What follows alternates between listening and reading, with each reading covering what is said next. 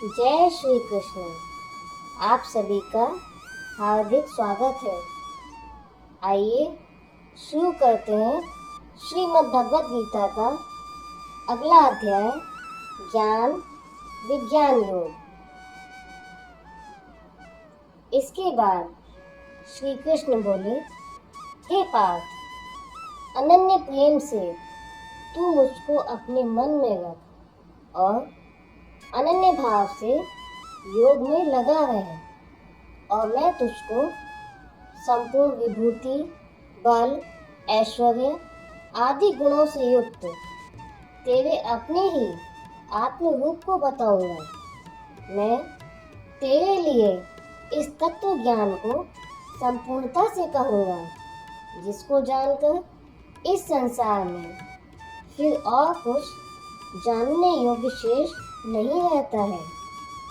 हजारों मनुष्यों में कोई विरला ही मेरी प्राप्ति के लिए प्रयत्न करता है और उन प्रयत्न करने वाले योगियों में कोई एक मेरे परायण होकर मुझे मर्म से अर्थात असली रूप में जानता है। हे अर्जुन, पृथ्वी, जल, अग्नि, वायु, आकाश, मन, बुद्धि तथा अहंकार में 8 प्रकार से विभाजित मेरी ही प्रकृति है। ये 8 प्रकार के भेदों वाली तो अपरा अर्थात मेरी जड़ प्रकृति है। और हे महाभावों, इससे दूसरे को जिससे यह संपूर्ण जगत धारण किया जाता है उसको मेरी चेतन प्रकृति जान।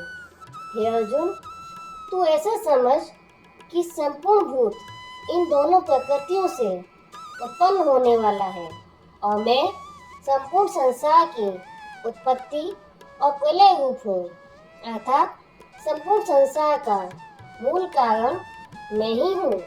इसलिए हे महाभाव, मेरे सिवा दूसरा कोई कारण नहीं है। यह संपूर्ण जगत सूत्र में मुझसे ही बंधा हुआ है। जल में मैं रस हूँ तथा चंद्रमा और सूर्य में प्रकाश हूँ और संपूर्ण वेदों में ओंकार हूँ तथा आकाश में शब्द और पुरुषों में पुरुषत्व हूँ। पृथ्वी में पवित्र सुगंध और अग्नि में तेज हूँ और संपूर्ण भूतों में उनका जीवन हूँ और तपस्वियों में तप हूँ। हे भरत श्रेष्ठ, मैं बलवानों का आसक्ति और कामनाओं से रहित बल अर्थात सामर्थ्य हूँ और सब भूतों में धर्म के अनुकूल अर्थात शास्त्र के अनुकूल काम हूँ। और भी जो सत्वगुण, रजोगुण और तमोगुण से उत्पन्न होने वाले भाव हैं वह मैं ही हूँ, परंतु वास्तव में उनमें मैं और वे मेरे में नहीं है। श्री कृष्ण आगे कहते हैं कि सात्विक, राजस और तामस इन तीनों प्रकार की भावों से अर्थात राग, द्वेषादि विकारों से और संपूर्ण विषयों से यह सब संसार मोहित हो रहा है। इसलिए इन तीनों गुणों से परे मुझ अविनाशी को तत्व से नहीं जानता, क्योंकि ये अलौकिक त्रिगुणमयी मेरी योग माया बड़ी कठिन है। परंतु जो पुरुष मुझे ही निरंतर भजते हैं वे इस संसार से तर जाते हैं। माया द्वारा जिनका ज्ञान नष्ट हो चुका है, ऐसे आसुरी स्वभाव वाले मनुष्यों में नीच तथा दूषित कर्म करने वाले मुझे नहीं भजते हैं। अब आगे श्री कृष्ण अर्जुन को बता रहे हैं कि किस प्रकार के भक्त उनको भजते हैं। वे कहते हैं, हे अर्जुन, मुझे 4 प्रकार के भक्त भजते हैं। पहला, उत्तम कर्म करने वाले अर्थार्थी अर्थात सांसारिक पदार्थों के लिए भजने वाला। दूसरा, अर्थ अर्थात संकट निवारण के लिए भजने वाला। तीसरा, जिज्ञासु तथा चौथा, ज्ञानी अर्थात निष्कामी।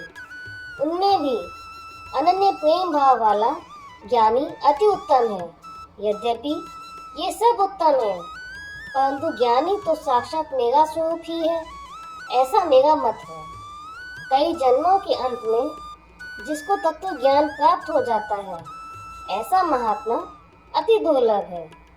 हे अर्जुन, भोगों की कामना द्वारा ज्ञान से भ्रष्ट हुए पुरुष जिस देवता की पूजा के लिए जो जो नियम संसार में प्रसिद्ध है उस नियम को धारण करके अन्य देवताओं को पूजते हैं। जो भक्त जिस जिस देवता के स्वरूप को श्रद्धा से पूजना चाहता है उस भक्त की उस देवता के प्रति श्रद्धा को मैं ही स्थिर करता हूँ।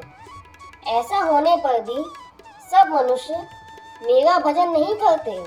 इसका कारण यह है कि बुद्धिहीन पुरुष मेरे प्रभाव को तत्व से न जानते हुए मन और इंद्रियों से परे मुझ परमेश्वर को मनुष्य की भांति जन्म लेकर व्यक्ति भाव को प्राप्त हुआ मानते हैं। इसलिए अज्ञानी पुरुष मुझे जन्म लेने वाला और मारने वाला समझता है।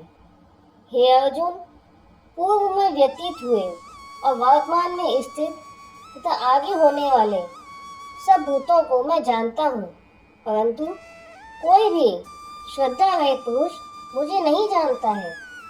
क्योंकि हे भरतवंशी अर्जुन, संसार में इच्छा और द्वेष से उत्पन्न मोह से संपूर्ण प्राणी अज्ञानता को प्राप्त हो रहे हैं, परंतु निष्काम भाव से श्रेष्ठ कर्मों का आचरण करने वाले जिन पुरुषों का पाप नष्ट हो गया है और जो मेरी शरण होकर जन्म और मरण से छूटने के लिए प्रयत्न करते हैं और जो सब कुछ वासुदेव स्वरूप है ऐसा जानते हैं, वे पुरुष अंत काल में मुझको प्राप्त होते हैं। यहाँ श्रीमद् भगवद गीता का श्री कृष्ण अर्जुन के संवाद में ज्ञान विज्ञान युग नामक 7वां अध्याय समाप्त होता है।